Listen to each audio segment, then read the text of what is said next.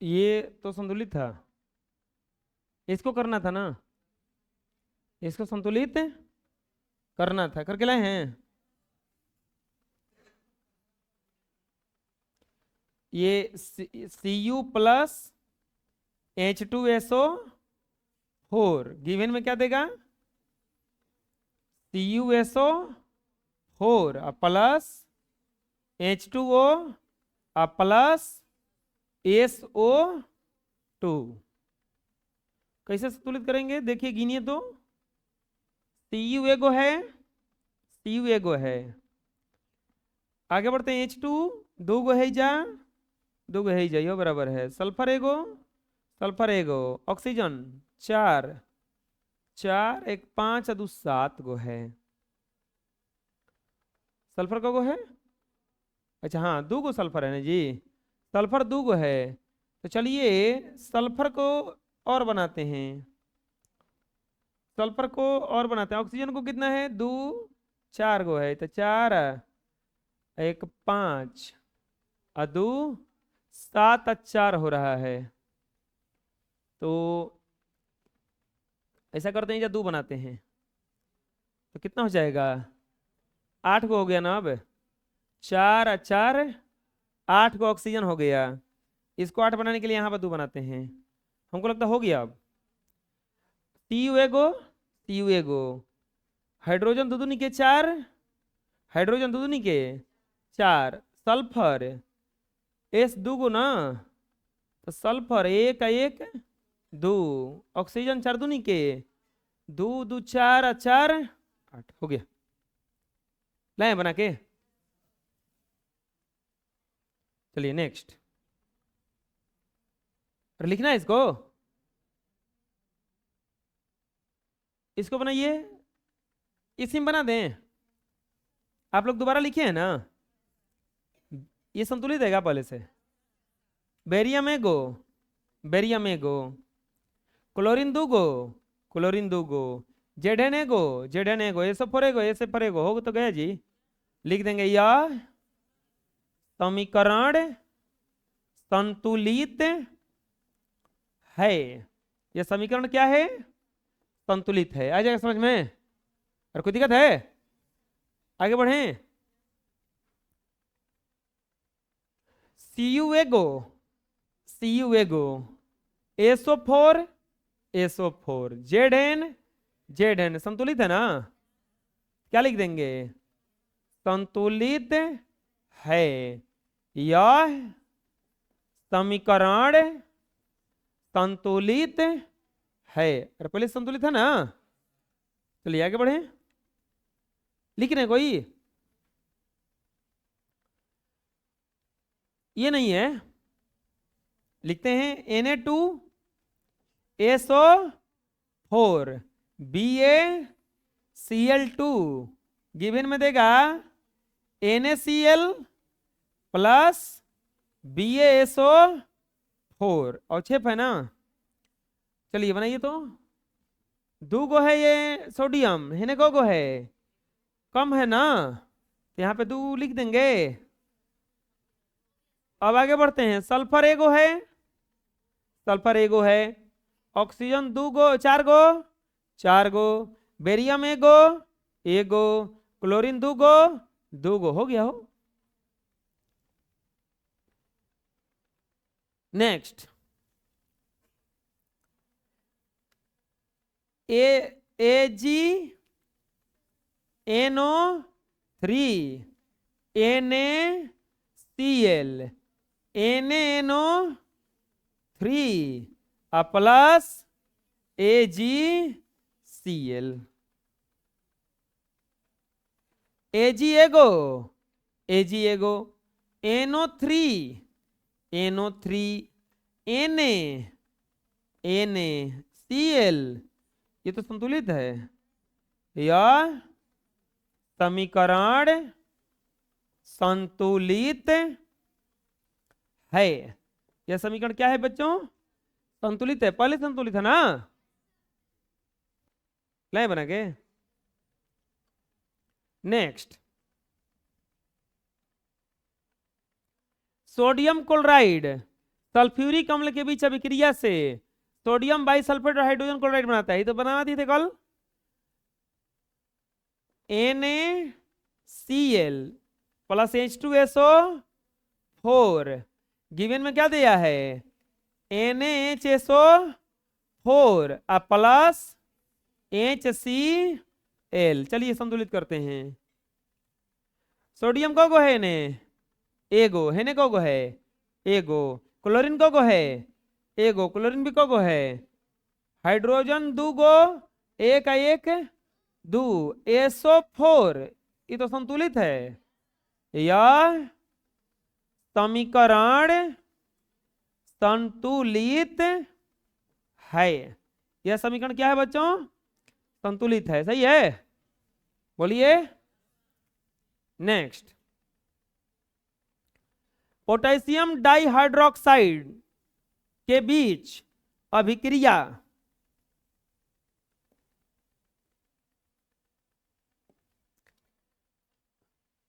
KOH H2SO4 K2SO4 H2O, संतुलित नहीं है ये। KOH plus H2SO4 K2SO4 plus H2O। चलिए संतुलित कीजिए। के को है, उधर में को है, करना पड़ेगा बराबर ना। क्या लिखना पड़ेगा? दो। ऑक्सीजन गिनो, दो गो हो गया, 4 गो, 6 गो, 4 गो, एगो, 5 गो है अभी तक, 2।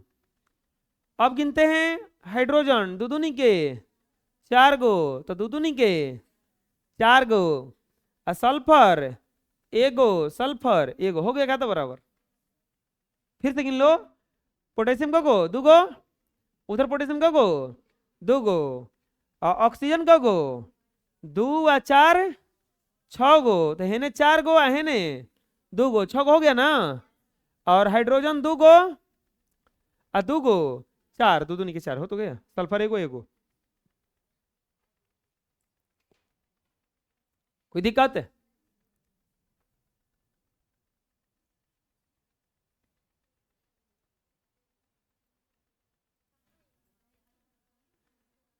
आगे देखते हैं रासायनिक समीकरण से प्राप्त होने वाली सूचनाएं। रासायनिक समीकरण से प्राप्त होने वाली सूचनाएं मतलब कौन कौन सा इंफॉर्मेशन हमें रासायनिक समीकरण से प्राप्त होगा, कौन कौन सा इंफॉर्मेशन हमें रासायनिक समीकरण से प्राप्त होगा। देखिए, आप मान लीजिए लिखते हैं NaOH प्लस HCl, गिवन में क्या देगा NaCl प्लस H2O। इतना जब इक्वेशन आप लिखते हैं तो ये मिलता है। हाँ, इससे हमें कौन कौन सा सूचना प्राप्त हो रहा है ये देखेंगे। रासायनिक समीकरण से हमें ये पता चल जाता है कि कौन कौन से पदार्थ अभिक्रिया में भाग ले रहे हैं। रासायनिक समीकरण से पहला इंफॉर्मेशन हमें क्या मिला कि कौन कौन से पदार्थ अभिक्रिया में भाग ले रहे हैं। तो कौन कौन सा पदार्थ भाग लिया है? सोडियम हाइड्रोक्साइड और हाइड्रोक्लोरिक अम्ल। सबसे पहले इंफॉर्मेशन क्या प्राप्त होगा कि कौन कौन सा पदार्थ रासायनिक अभिक्रिया में भाग ले रहा है और अभिक्रिया के फलस्वरूप कौन कौन सा पदार्थ बन रहा है। तो बताइए, अभिक्रिया के फलस्वरूप क्या बना? सोडियम क्लोराइड और क्या बना? जल। रासायनिक समीकरण से हमें सबसे पहले फायदा ये होता है, सूचना ये मिलता है कि कौन कौन से पदार्थ अभिक्रिया में भाग ले रहे हैं और अभिक्रिया के फलस्वरूप कौन कौन से पदार्थ का निर्माण हो रहा पता चल जाएगा।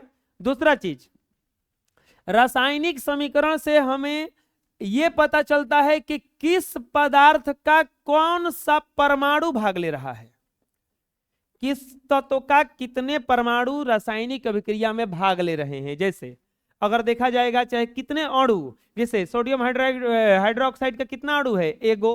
हाइड्रोक्लोरिक अम्ल का कितना अणु है? एगो। NaCl सोडियम क्लोराइड का कितना अणु है? एगो। जल का कितना अणु है, एगो, भाग ले रहे हैं।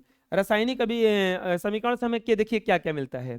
सबसे पहले यह अभिकारकों के प्रतिफलों एवं संकेत या सूत्र की जानकारी देता है। अभिकारक रासायनिक समीकरण में इस तरफ क्या होता है, अभिकारक, और इस तरफ क्या होता है, उत्पाद या प्रतिफल, उत्पाद या प्रतिफल। तो सबसे पहले इसका संकेत का, इसके सूत्र का जानकारी मिलता है। जैसे मान लीजिए यहां पे रहेगा मैग्नीशियम और इसका विक्रिया करा दीजिए H2SO4 से, तो क्या बनाया, MgSO4 अब प्लस क्या बनाएगा, H2 गैस, बताएगा ना, क्योंकि धातु अम्ल से विक्रिया करके लवण बनाता है और गैस मुक्त करता है, H2 गैस मुक्त करता है। तो अब ये बताइए संकेत का सूत्र का जानकारी मिला कि नहीं मिला, ये किसका संकेत है, मैग्नीशियम का। ये किसका सूत्र है, सल्फ्यूरिक अम्ल का। ये मैग्नीशियम सल्फेट है और ये क्या है, हाइड्रोजन गैस है। इसके बाद हमें यह बताता है कि अभिक्रिया में कौन कौन से पदार्थ भाग ले रहे हैं और अभिक्रिया के फलस्वरूप कौन कौन से पदार्थ का निर्माण होता है। ये भी तो बताइए रहा है ना कि कौन कौन सा पदार्थ इसमें भाग ले रहा है। तो कौन कौन सा पदार्थ भाग ले रहा है, मैग्नीशियम और सल्फ्यूरिक अम्ल। कौन कौन सा पदार्थ बन रहा है, मैग्नीशियम सल्फेट और हाइड्रोजन। समझ में आया। तीसरा चीज क्या बताता है हमें, यह अभिक्रिया में भाग लेने वाले अभिकारकों एवं अणुओं की अपेक्षिक संख्याओं की जानकारी देता है। मतलब क्या हुआ, यह बताता है कि कितना कितना संख्या में बने हैं। अब बोलेंगे कि संख्या कैसे बताइएगा इसमें, तो यहां पे देखिए इसको संतुलित पहले किया जाता है। क्या किया जाता है, संतुलित। हमको लगता है ये ऑलरेडी संतुलित है। तो संतुलित है तो अगर पूछा जाएगा कि जो मैग्नीशियम सल्फ्यूरिक अम्ल से अभिक्रिया किया है, अच्छा आप लोग सब्जी बनाते हैं चाहे कुछ बनाया जाता है, क्या सब सामान बराबर डाला जाता है, कहीं सब बराबर डालने में नीमकों को बराबर डाल दिया जाए तो सब चौपट हो जाएगा ना। तो रासायनिक समीकरण कभी भी अगर बनेगा तो सब तो बराबर लगेगा नहीं। मैग्नीशियम को लगा है एगो, ये सल्फ्यूरिक अम्ल का कितना अणु लगा है, एक, लेकिन सल्फ्यूरिक अम्ल में बनाने के लिए हाइड्रोजन का कितना यूज किया गया है, सल्फर को यूज किया गया है, एक गो, ऑक्सीजन को यूज किया गया है, 4 गो। अलग अलग जानकारी दे रहा है ना। अगर हम इसको ऐसे न लिख करके ऐसे लिख देंगे कि मैग्नीशियम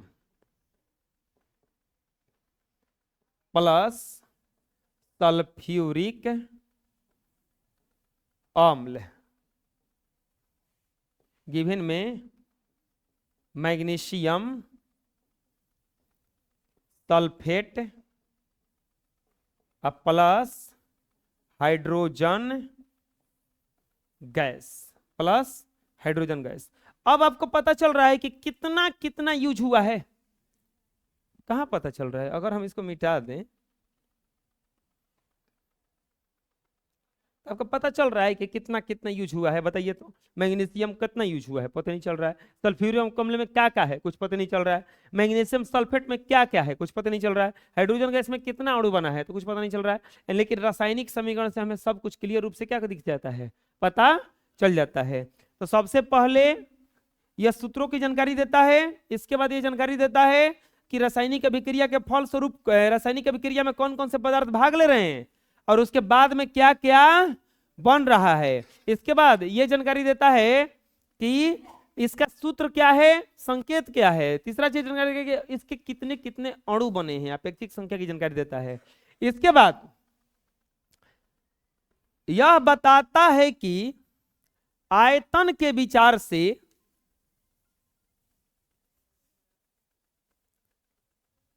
हेलो, हाँ गुड मॉर्निंग,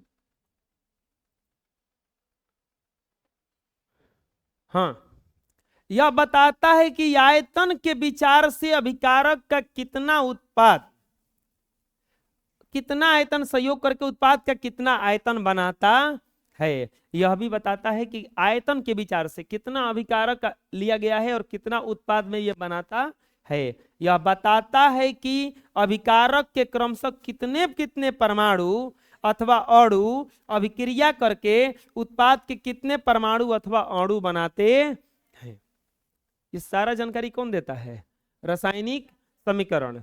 चलो बोलो, यह अभिकारक एवं प्रतिफल के संकेत या सूत्र की जानकारी देता है। यह बताता है कि अभिक्रिया में कौन कौन से पदार्थ भाग ले रहे हैं और अभिक्रिया के फलस्वरूप कौन कौन से पदार्थ का निर्माण होता है।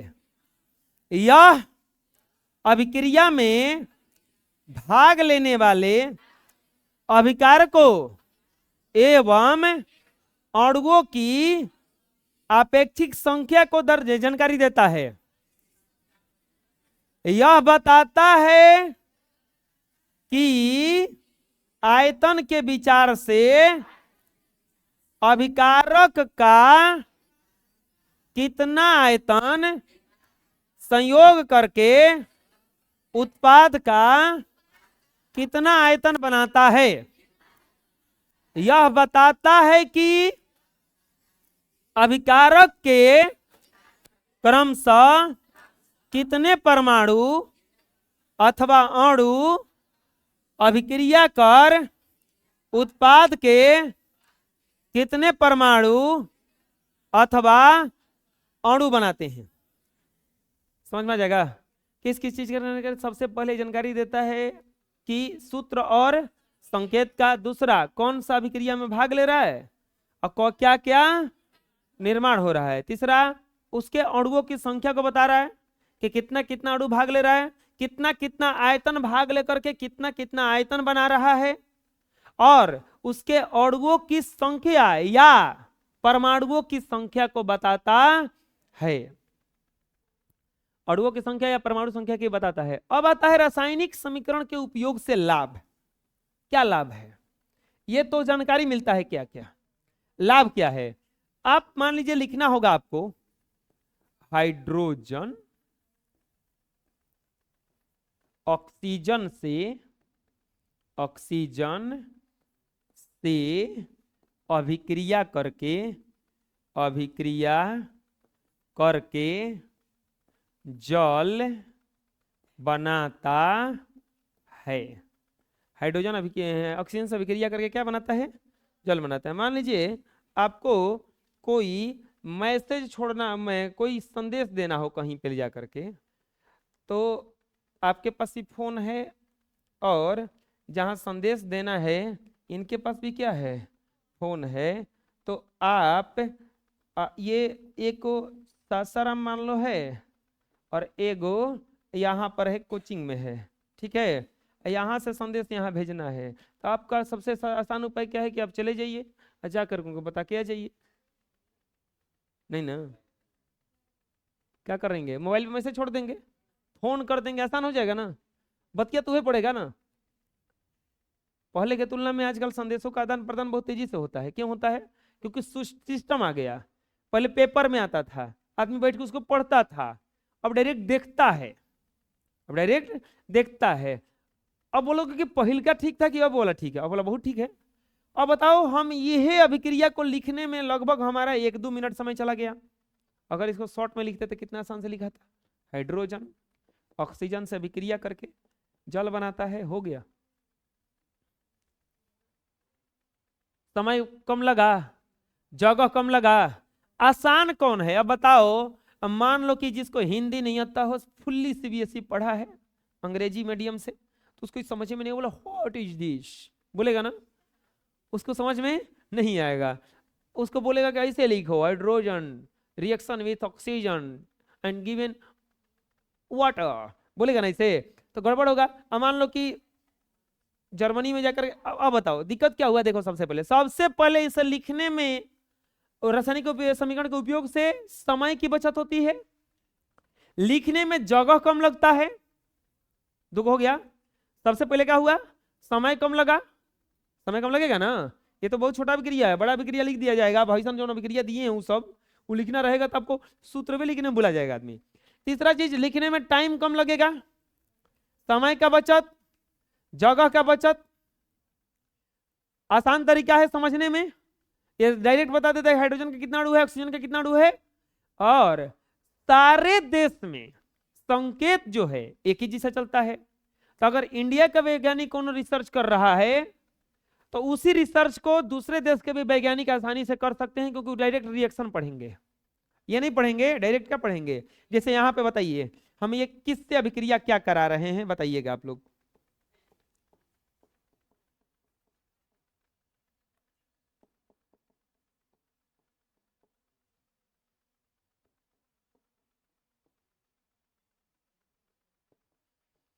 चलिए बताइए, अगर बोला जाएगा तो क्या बोला जाए, सोडियम ऑक्साइड हाइड्रोक्लोरिक अम्ल से अभिक्रिया करके सोडियम क्लोराइड और जल बनाता है, सोडियम क्लोराइड और जल बनाता है। अब बताइए कितना टाइम लगा, लेकिन इसको लिखने में आसान हुआ ना, पता चल गया, इसका सूत्रों पता चल गया इससे कि सोडियम ऑक्साइड का सूत्र क्या होता है, हाइड्रोक्लोरिक अम्ल का क्या होता है, सोडियम क्लोराइड का क्या होता है, और जल का क्या होता है। कोई भी देश का वैज्ञानिक इसको पढ़ सकता है आसानी से। तो सबसे पहले देखिए इसमें लाभ क्या क्या है, देखिए किसी भी रासायनिक अभिक्रिया का समीकरण के रूप में निरूपण आसान होता है, समय की बचत होती है, और लिखने के लिए कागज पर कम से कम स्थान की आवश्यकता होती, लिखने के लिए कागज पर कम से कम स्थान की आवश्यकता होती है। रासायनिक समीकरण की सहायता से प्रतिफल की एक निश्चित मात्रा के निर्माण के लिए आवश्यक अभिकारकों के द्रव्यमानों की गणना ठीक ठीक की जा सकती है। अगर कोई पूछेगा कि कितना कितना द्रव्यमान चाहिए तो ये भी पता किया जा सकता है, क्योंकि इसमें हाइड्रोजन का कितना परमाणु लगा है, 2 गो, तो इसका परमाणु भार होता है 1, यानी कि 2 AMU, इसका ये भार ले लीजिए ऑक्सीजन। तो इस तरह से दोनों का लेकर के ये सब जोड़ करके बता सकता है आदमी कि कितना कितना भार लगेगा। संपूर्ण विश्व में एक ही प्रकार के रासायनिक संकेतों का उपयोग होता है, अतः वैज्ञानिकों को रासायनिक समीकरण की जानकारी प्राप्त करने में किसी भी प्रकार की कठिनाई नहीं होती है। पता चल जाएगा क्या क्या लाभ हुआ। सबसे पहले समय की बचत, निरूपण आसान है, और कागज की भी बचत। इसके बाद में इसकी सहायता से प्रतिफल की एक निश्चित मात्रा के निर्माण के लिए आवश्यक अभिकारकों के द्रव्यमान की गणना ठीक ठीक की जा सकती। अब पूरे देश में एक ही प्रकार का संकेत चलता है, जिसके कारण रासायनिक समीकरण के किसी भी प्रकार का उपयोग करने में, किसी भी देश के वैज्ञानिक का उपयोग करने में कोई दिक्कत नहीं होता है। बोलो, किसी भी रासायनिक अभिक्रिया का समीकरण के रूप में निरूपण आसान होता है, इससे समय की बचत होती है तथा लिखने के लिए कागज पर कम से कम स्थान की आवश्यकता होती है। रासायनिक समीकरण की सहायता से प्रतिफल की एक निश्चित मात्रा के निर्माण के लिए आवश्यक अभिकारकों के द्रव्यमानों की गणना ठीक ठीक की जा सकती है। संपूर्ण विश्व में एक ही प्रकार के रासायनिक संकेतों का उपयोग होता है, अतः वैज्ञानिकों को रासायनिक समीकरण की जानकारी प्राप्त करने में किसी भी प्रकार की कठिनाई नहीं होती है। कुछ होता है, क्या होता है, उड़ता है,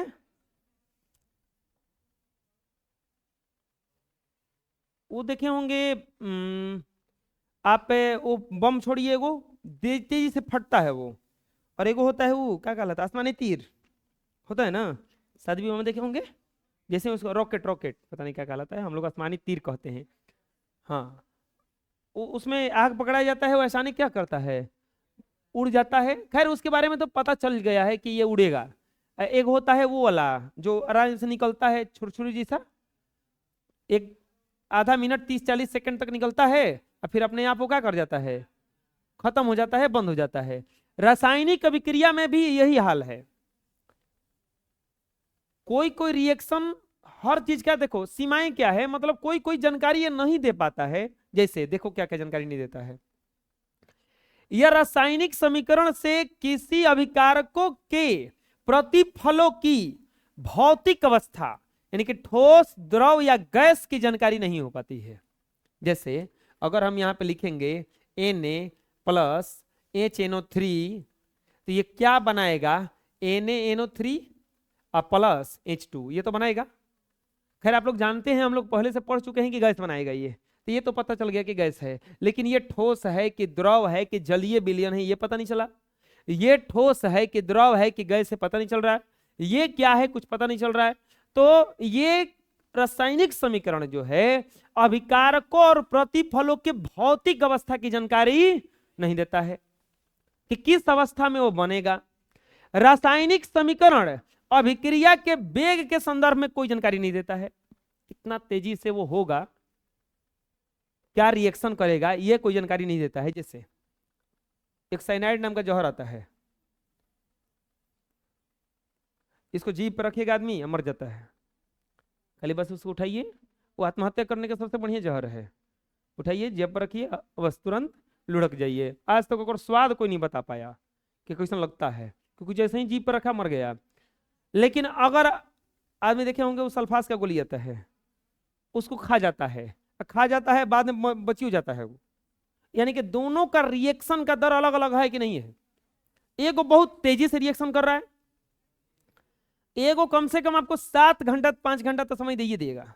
5 घंटा तो समय मिलता ही, 5 घंटे के बाद मरेगा आदमी। उसमें वो होता क्या है, आंत में जाके उसको सब कुछ नष्ट कर देता है, बर्बाद कर देता है। साइनाइड बहुत तेजी से काम करता है, जैसे ही वो दिया लिया वैसे ही मर गया। यानी कि दोनों का अभिक्रिया अलग अलग है ना। रासायनिक समीकरण से हमें यह पता नहीं चलता है कि कितना तेजी से अभिक्रिया करेगा। जैसे आप पानी में नमक डालिए और पानी में चीनी डालिए, कौन जल्दी घुलेगा? नमक डालते डालते हो सकता है घुल जाए, लेकिन चीनी जो होता है धीरे धीरे घुलता है ना। दोनों का अभिक्रिया का दर बराबर है। लेकिन अगर अनजान आदमी रहेगा, ऐसे तो हम लोग जानते हैं कि ये तेजी से घुलेगा, ये तेजी से नहीं घुलेगा। लेकिन अगर नया बच्चे को दे दिया जाए जिसको नमक भी पता नहीं है, चीनी भी पता नहीं है, तब तो वो जान नहीं पाएगा कि कौन जल्दी घुलेगा। तो रासायनिक समीकरण से हमें वेग के संदर्भ में, मतलब कि कितना तेजी से वो घुलेगा, कितना तेजी से अभिक्रिया करेगा, ये पता नहीं चलता है। कुछ रासायनिक अभिक्रियाएं विस्फोट के साथ होती है। कुछ ऐसी रासायनिक अभिक्रियाएं जो विस्फोट करेगा, वो उड़ जाएगा, कहली ब्लास्ट हो जाएगा।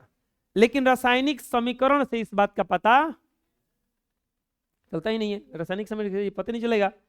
रासायनिक समीकरण यह भी जानकारी नहीं देता है कि अभिक्रिया में अभिकारक की वस्तुतः कितनी मात्राएं खर्च हुई हैं और प्रतिफल का कितनी मात्राओं का निर्माण हुआ है। तो कुछ कुछ के लिए ये लिमिट है। सबसे पहले क्या कि ये भौतिक अवस्था, ठोस भौतिक अवस्था की जानकारी नहीं देता है। रासायनिक अभिक्रिया क्या करता है, भौतिक अवस्था की जानकारी नहीं देता है कि ठोस बना है कि द्रव बना है कि गैस बना है, ठोस बना है कि द्रव बना है कि गैस बना है। अगला क्या करेगा बताइए, वेग के संदर्भ में कोई जानकारी कि कितनी तेजी से रिएक्शन करने वाला है, ये कोई पता। अरे हम लोग टेबलेट खाते हैं ना, टेबलेट खाते हैं, कुछ भी बीमारी होता है तो कौन सा टेबलेट खाने पर, अब टेबलेट जो है बहुत धीरे धीरे सूखता है, आपको ठीक होने में कम से कम 1 घंटा लग जाएगा। वही इंजेक्शन वगैरह दिया जाता है, जल्दी सुनता है वो। तो यानी कि उसके बारे में तो वेग के बारे में पता कर लिया गया है कि नहीं, टेबलेट खाएंगे तो थोड़ा सा आराम से सुनेगा, लेकिन सुन लेगा। इंजेक्शन दिया जाए तो बहुत तेजी से सुनता है। लेकिन रासायनिक समीकरण ये सब का जानकारी नहीं देता है। कुछ रासायनिक अभिक्रिया किसके साथ होती है, लेकिन इसका भी जानकारी ये रासायनिक समीकरण नहीं देता है कि कैसे ये होगा। और रासायनिक समीकरण यह भी जानकारी नहीं देगा कि अभिकारकों की कितनी मात्राएं खर्च हुई हैं और प्रतिफल की कितनी मात्राओं का निर्माण हुआ। मतलब ये भी नहीं बता पाता है कि कितना मात्रा लगा है और कितना मात्रा बना है। समझ में आ जाएगा? बोलो, रासायनिक समीकरण से प्रतिफलों और अभिकारकों के भौतिक अवस्था की जानकारी नहीं हो पाती है। रासायनिक समीकरण वेग के संदर्भ में कोई जानकारी नहीं देता है। कुछ रासायनिक अभिक्रियाएं विस्फोट के साथ होती हैं, लेकिन रासायनिक समीकरण से इस बात का कोई जानकारी नहीं होता है। समीकरण यह भी जानकारी नहीं देता है कि अभिक्रिया में अभिकारकों की कितनी मात्राएं खर्च हुई हैं तथा प्रतिफल का कितनी मात्राओं का निर्माण हुआ है। समझ में आ जाएगा?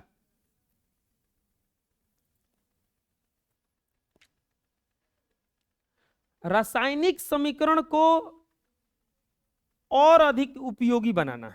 उपयोगी कैसे बनाया गया? आपको तुरंत बताएं हम कि भौतिक अवस्था की जानकारी नहीं देता है।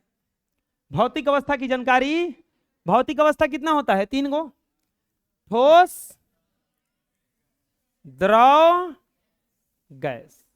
ठोस, द्रव और गैस, यह भौतिक अवस्था की जानकारी नहीं देता है। लेकिन अब इसको भौतिक अवस्था की जानकारी के लिए हम लोग क्या किए? अपने से क्रिएट कर लिए। दूसरा चीज, कुछ रासायनिक अभिक्रिया विस्फोट के साथ होती है, उसकी जानकारी नहीं देता है। कुछ ऐसे रासायनिक अभिक्रियाओं के वेग के संदर्भ में जानकारी नहीं देता है। हम लोग अपने से बनाए। कैसे? सबसे पहला, अभिकारकों एवं प्रतिफलों की भौतिक अवस्था की जानकारी कैसे किए? हम लोग भौतिक अवस्था में 3 गो अवस्था होता है, ठोस, द्रव, गैस। और चौथा अवस्था होता है जलीय विलयन। जलीय विलयन, जलीय विलयन का मतलब क्या हुआ? कि वो ठोस के रूप में रहेगा। जैसे चीनी है, ठोस के रूप में है, घोल दीजिए उसको पानी में, तब तो द्रव के रूप में बदल गया ना। तो द्रव भी नहीं है, जलीय विलयन बन गया। क्या बन गया?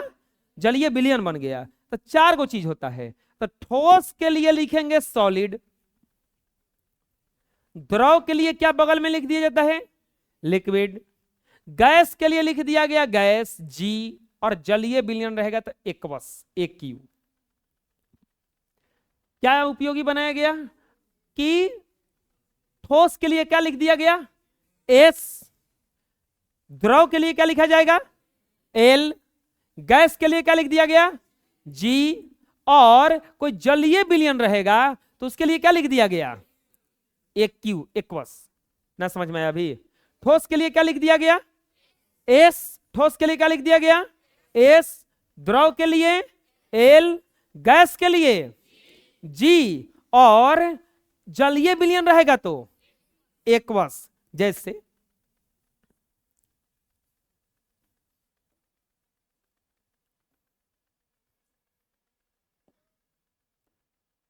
प्रतिफलों की भौतिक अवस्था की जानकारी के लिए संकेतों या सूत्रों के ठीक आगे कोष्ठक में ठोस के लिए S, द्रव के लिए L, गैस के लिए G, और इस प्रकार के जलीय विलयन के लिए क्या लिख दिया जाता है? जैसे मान लीजिए कैल्शियम कार्बोनेट, चौक किस रूप में रहता है बताइए? ठोस के रूप में रहता है ना। नहीं भरोसा होगा तो चौक लेना, कोई को मारना खींच के, चोट लगेगा कि नहीं लगेगा उसको। तो ये ठोस के रूप में, तो इसके बगल में क्या लिखेंगे? यस। क्या लिखेंगे? इसके बाद में जब इसको गर्म किया जाता है तो ये कैल्शियम ऑक्साइड बनाता है और CO2 गैस मुक्त करता है। CO2 gas.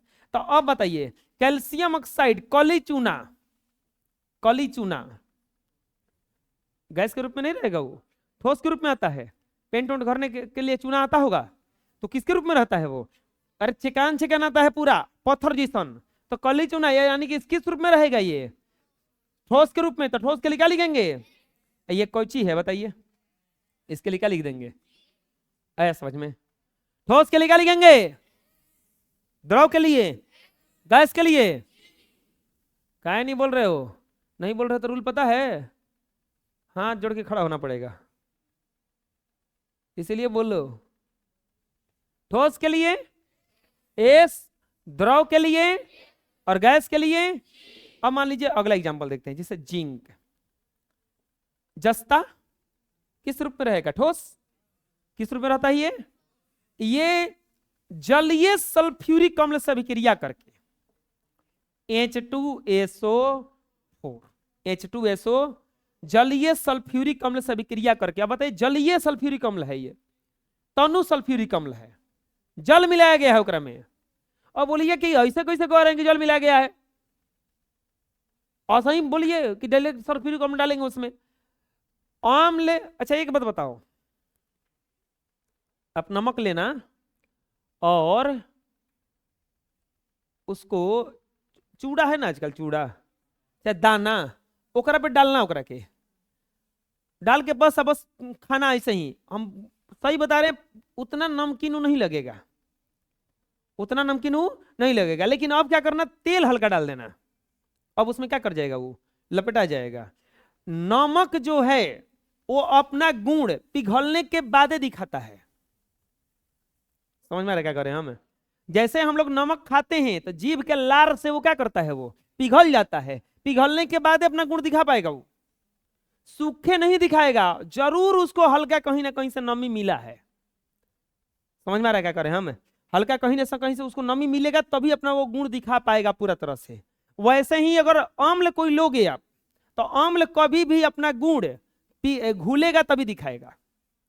घुलेगा, खटाई होता है ना घरे, खटाई खट्टा लगता है, उसको सूखा सब्जी में डालो, वो खट्टा नहीं करेगा, गीला करके डालो उसको, भिंगाओ उसको, तब क्या करेगा, वो खट्टा लगने लगेगा। तो अम्ल हो चाहे नमक हो, ये सब जलीय विलयन में आता है। तो जलीय विलयन के लिए क्या लिखा जाता है, एक्वस। गिवन में क्या देगा, ZnSO4, लवण है ना, ZnSO4 लवण है ना, और लवण है, अब तुरंत बताए हैं सॉल्ट है, नमक है, और नमक जलीय विलयन में ये भी रहेगा, तो ये भी क्या लिखा जाएगा, एक्वस। अब प्लस एक गैसो तो निकलेगा,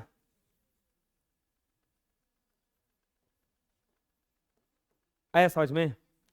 ठोस के लिए क्या लिखा जाएगा, इसको अपने से जानकारी युक्त बनाया गया। ठोस के लिए क्या लिख लिया गया, द्रव के लिए, गैस के लिए, और जलीय विलयन के लिए 1Q। जलीय विलयन के लिए क्या लिख लिया गया, 1Q। जलीय विलयन के लिए क्या लिख लिया गया, समझ में आ गया? अगला, अगला, कोई कोई चीज उष्मा देता है, कोई कोई की चीज क्या देता है, किसी किसी चीज को उष्मा देना पड़ता है बनाने के लिए। कोई चीज जल के उष्मा देता है, और किसी चीज को बनाने के लिए आपको क्या देना पड़ेगा, उष्मा देना पड़ेगा। तो जो चीज जलने के बाद उष्मा देगा, चाहे अभिक्रिया के बाद उष्मा देगा, तो उसको कहा जाता है उष्मा छेपी। क्या कहा जाता है, उष्मा छेपी। जैसे अब बोलिएगा कि ऐसा कोई चीज है जो उष्मा देता है, अरे बबुआ घरे से क्या करना, जाना बाजार में, जाके कली चूना खरीद के लाना, यानी कि CaO, उस पे पानी डालना। क्या डालना, पानी। तो ये जानते हो क्या करेगा, ये बनाएगा CaOH का होल ट्वाइस, अब प्लस क्या हो जाएगा, गर्म हो जाएगा, तो प्लस क्या हो जाएगा, उष्मा देगा। प्लस क्या देगा, उष्मा देगा। तो किसी किसी अभिक्रिया के फल स्वरूप उष्मा उत्सर्जित होता है, और किसी किसी अभिक्रिया के फल स्वरूप उष्मा अवशोषित होता है। किसी किसी अभिक्रिया के फल स्वरूप उष्मा उत्सर्जित होता है, और किसी किसी अभिक्रिया के फल स्वरूप उष्मा अवशोषित होता है।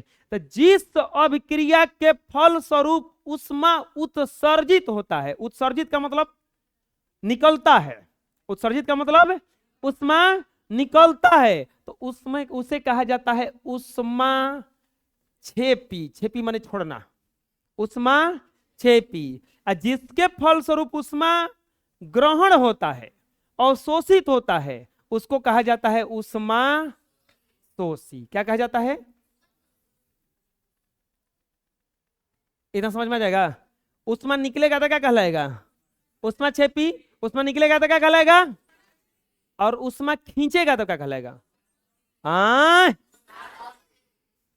अगर उष्मा निकल रहा है तो उसके दाईं तरफ देखो, ये दायां हाथ, ये बायां हाथ, अगर उष्मा प्राप्त हो रहा है तो दाईं तरफ उष्मा लिखा जाता है। अगर उष्मा ले रहा है, जैसे N2 प्लस O2, अगर इसको गर्म कीजिएगा, इसको अगर उष्मा दीजिएगा, अगर इसको हीट कीजिएगा, तो ये NO बन जाता है। क्या बन जाता है, NO। तो इसको उष्मा दिया गया ना, इसको उष्मा दिया गया, तो इसको कौन सा कहा जाएगा, उष्मा शोषी। ये कौन सा अभिक्रिया है, उष्मा छेपी। जैसे कार्बन को ऑक्सीजन में अगर गर्म कीजिएगा तो CO2 बनाएगा, प्लस क्या देगा, उष्मा। अरे कोयला, कोयला को गर्म कीजिएगा तो वह उष्मा नहीं देता है, उष्मा देता है, तो ये कौन सा कहलाएगा, उष्मा छेपी ना। अब उष्मा छेपी और उष्मा सूचक की जानकारी कैसे देंगे, जिधर उष्मा अगर उत्सर्जित हो रहा है तो दाएं तरफ उष्मा लिख देंगे, और उष्मा खींच रहा है तो बाएं तरफ लिख देंगे। और इन सभी को देखो यहां पे लिखा है, उष्मा छेपी अभिक्रिया के लिए समीकरण के दाईं ओर प्लस उष्मा लिखा जाता है, उष्मा शोषी अभिक्रिया के लिए समीकरण के बाईं ओर उष्मा लिखा जाता। समझ में आ जाएगा। दो को जानकारी प्राप्त की है, सॉलिड का, ठोस का, ठोस का, द्रव का, गैस का। ठोस के लिए एस, द्रव के लिए और गैस के लिए जी। नीतीश जी अब बोल नहीं रहे हैं, बोल रहे हैं, अच्छा। और जलीय विलयन के लिए ए क्यू। और अगर उष्मा लेगा तो कहां लिखेंगे, किस तरफ लिखेंगे, बाईं ओर कि दाईं ओर, बाईं ओर। और उष्मा छोड़ेगा, उष्मा छोड़ने और उष्मा खींचने वाले समीकरण को उष्मा शोषी और उष्मा छेपी अभिक्रिया कहा जाता, उष्मा छेपी और उष्मा शोषी अभिक्रिया कहा जाता। समझ में आ जाएगा, कोई दिक्कत है। अगला आता है, किसी किसी अभिक्रिया के फलस्वरूप गैस निकलता है, किसी किसी अभिक्रिया के फलस्वरूप क्या निकलता है, गैस निकलता है, किसी किसी अभिक्रिया के फलस्वरूप क्या निकलता है, गैस निकलता है। चलो कोई बता देगा गैस उत्सर्जन से संबंधित कोई समीकरण है, ऐसा समीकरण लिखाओ जिसमें गैस निकलता हो। बहुत सारे लिखवाए हैं, बोलो बोलो जल्दी बोलो, जल्दी बोलो, कोई बोलेगा। कॉपी पेस्ट पिछल का अभी तुरंत एग्जाम लोग दिए थे। हाँ, ई छोड़ के ई ना लिया, मेचो अब से।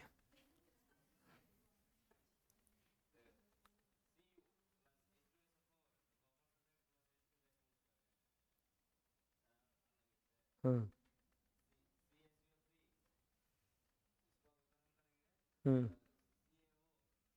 सब कॉपी पेस्ट मार रहा है,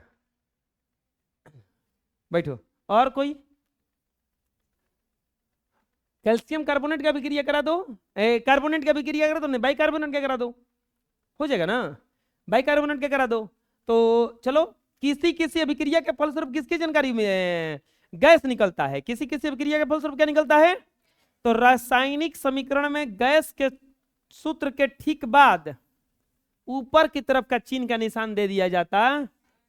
गैस की जानकारी कैसे देंगे, ऊपर की तरफ, समझ में आ रहा है ना, कैसे देखो, जैसे कैल्शियम हाइड्रोक्लोरिक अम्ल से अभिक्रिया करेगा अगर, तो क्या बनाएगा, CaCl2 प्लस कौन सा गैस मुक्त करेगा, H2, तो इधर दे देंगे। बुझा रहा है। इसके बाद में जैसे सोडियम बाइकार्बोनेट अगर H2SO4 से अभिक्रिया करेगा तो क्या क्या बनाएगा, सोडियम सल्फेट, अरे बनाएगा प्लस H2O जल बनाएगा, अब प्लस कौन सा गैस मुक्त करेगा, तो CO2। जहां गैस मुक्त हो रहा है या कैसे चिन्ह देंगे, ऐसे चिन्ह देंगे। बुझा रहा है क्या कर रहे हैं हम, गैस की जानकारी समझ में आ जाएगा कैसे हो रहा है। जैसे CaCO3 को अगर गर्म करेंगे तो क्या बनाएगा, CaO प्लस CO2, गैस बनेगा ना, तो गैस मुक्त होगा वहां से। किसी किसी अभिक्रिया के फलस्वरूप किसका निर्माण होता है, गैस का। किसी किसी अभिक्रिया के फलस्वरूप किसका निर्माण होता है, गैस का ना, ये पूरा रटा जाएगा। अगला है अवक्षेप बनने की जानकारी। अब बताइए कि अवक्षेप किसको कहा जाता है, किसी किसी अभिक्रिया के फलस्वरूप क्या बनता है, अवक्षेप बनता है। किसी किसी अभिक्रिया के फलस्वरूप क्या बनता है, अवक्षेप बनता है। अब बताए थे ना, यही देखो ये क्या है, अवक्षेप का बनना। अवक्षेप क्या है, एक पदार्थ होता है जो विलयन में पृथक हो जाता है, बैठ जाता है, नीचे नीचे बैठ जाता है। तो अवक्षेप के लिए क्या करेंगे, पहुंच जाएंगे डायरेक्ट, पहुंच तो गए। अवक्षेप के लिए क्या करेंगे, उस जो अवक्षेप बन रहा है उसके बगल में नीचे की तरफ तीर का चिन्ह देंगे। किधर तीर का चिन्ह देंगे, जैसे AgNO3 प्लस NaCl। अगर गिवन में देगा क्या देगा, ये NaNO3 प्लस AgCl, ये अवक्षेप बनेगा ना। अवक्षेप की जानकारी कैसे प्राप्त करेंगे? नीचे की तरफ तीर का चिन्ह देंगे, नीचे की तरफ तीर का चिन्ह देंगे। समझ में आ जाएगा? अभिक्रिया के शर्तों की जानकारी, जैसे CaCO3 कब CaO प्लस CO2 बनाएगा? कब बनाएगा CaO प्लस CO2? बताओ तो जी, CaCO3 कब CaO प्लस CO2 बनाएगा? कौन बताओ को जल्दी से। जब गर्म होगा, यानी कि ये ऐसे नहीं बनाएगा, इसके लिए कंडीशन है। इसके लिए क्या है? कंडीशन है। तो अगर गर्म किया जा रहा है, ठंडा किया जा रहा है, भाप दिया जा रहा है, क्या दिया जा रहा है, उसके लिए ए ही पहिए से चढ़ा दिया जाता है। बुझा गया? उसके लिए क्या करेंगे? तीर के जो चिन्हवा है ना, उसके ऊपर ताप, दाब, सांद्रण, उत्प्रेरक आदि की निर्देशन किया जाता है। तो ये पर लिख देंगे गर्म करने पर, चाहे ऐसे तीर का नीचे ऐसे चिन्ह का दे देंगे, तो इसका मतलब पता चल जाएगा कि CaCO3 को जब गर्म करेंगे तभी ये बन पाएगा। बुझा रहा है? तो शर्तों की जानकारी के लिए क्या करेंगे? जो तिरिया है ना, वही पे उसका जो ताप दिया जा रहा है, कि दाब दिया जा रहा है, क्या दिया जा रहा है, उसको लिख देंगे। समझ में आ जाएगा? कोनो कोनो अभिक्रिया इधर उधर दोनों बनता है, जैसे बर्फ पानी भी बन सकता है और पानी बर्फ भी बन सकता है ना। इसको उत्क्रमणीयता कहा जाता है। उत्क्रमणीयता, रिवर्सिबिलिटी, मतलब कि वापस भी आ जाएगा, वापस भी आ जाएगा। तो वापस भी आ जाएगा, जिसे अब तो होगा ना घरे समरसेबल, समरसीबल होता है। आप क्या करना ना कि उसका पाइप डुबा के बाल्टी में पानी भरना, अब पाइप डुबले छोड़ देना, मोटर बंद कर देना। देखा है? टोटल पानी वापस चला जाएगा। वो जैसे बेचारे दिए हैं वैसे ही खींच लेते हैं। अभी तक देखा, मोटर नहीं करेगा, मोटर नहीं करेगा, समरसेबल कर लेता है। और नहीं होगा तो आज जाके एक्सपेरिमेंट करना ये। अब मान लो टंकी उंकी बैठ गया होगा तो मत करना। हाँ, टंकी हुई ना कि पाइप तोड़ ताड़ के हटाओ, देखे कि हमरा हम आज पढ़ के आयल बनी, हमको सहू आज तो एक्सपेरिमेंट करिए के मानम, अगला साइंटिस्ट हम ही बनम। खैर कर लेना, कोई दिक्कत नहीं है, हमारा नाम मत लेना।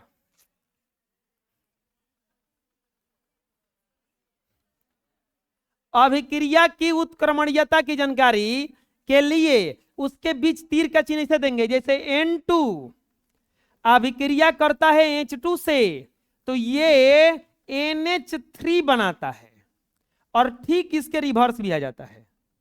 तो ऐसा अगर दोनों तरफ हो सकता है अभिक्रिया, तो कैसा चिन्ह देंगे? आधा आधा दोनों तरफ। समझ में आ रहा है? आधा आधा दोनों तरफ, आधा आधा दोनों तरफ। तो ये था आपका रासायनिक समीकरण को कैसे उपयोगी बनाया जाए इसके लिए। तो रासायनिक कौन था? 6 गो। कौन कौन था? सबसे पहले हम लोग जाने भौतिक अवस्था की जानकारी। क्या जाने? आप देखो, इसको याद करने का क्या करो ना, जब भी पॉइंट वाला क्वेश्चन अगर आता है, चाहे टॉपिक आता है, उसका मेन पॉइंट वा खाली याद करो, बाकी याद आने लगेगा। तो भौतिक अवस्था की, दूसरा की देखे तो हम लोग गैस की उत्पत्ति, उष्मा शोषी, उष्मा के बारे में देखे कि उष्मा के कैसे किया जाएगा, अवक्षेप का बनना, गैस हो गया ना, भौतिक अवस्था, गैस, उष्मा, अवक्षेप का बनना, उत्क्रमणीयता, और एक और था, हाँ, उत्प्रेरणता, उत्प्रेरक, उत्प्रेरक, यही था ना। भौतिक अवस्था के लिए क्या क्या यूज किए हैं? SlGAQ। गैस के लिए ऊपर की तरफ ना, उष्मा के लिए प्लस उष्मा। अब देख लेंगे कि अभिकारक की तरफ है या उत्पाद की तरफ। अवक्षेप के लिए रे बबुआ नीचे की तरफ ना, उत्क्रमणीयता के लिए वही पर लाद देंगे, तिरवे पर क्या करेंगे? लाद देंगे जो चीज रहेगा। और अच्छा, उत्क्रमणीयता है, हाँ, आधा तीर है ने, उत्प्रेरक में तिरवे पर क्या करेंगे? समझ में आ जाएगा? 3-4 गो चीज हम बहुत बढ़िया से समझाए। अभी समझ में आ गया पूरा जितना बताए उसमें? कल बताएंगे रासायनिक अभिक्रिया क्यों आएगा, हमको लगता है प्रकार, नहीं ये नहीं है रासायनिक अभिक्रिया के प्रकार। इसमें इतना ही है, अगला पार्ट आएगा तब आएगा समझ में। ठीक है, कल बताएंगे रासायनिक अभिक्रिया के प्रकार।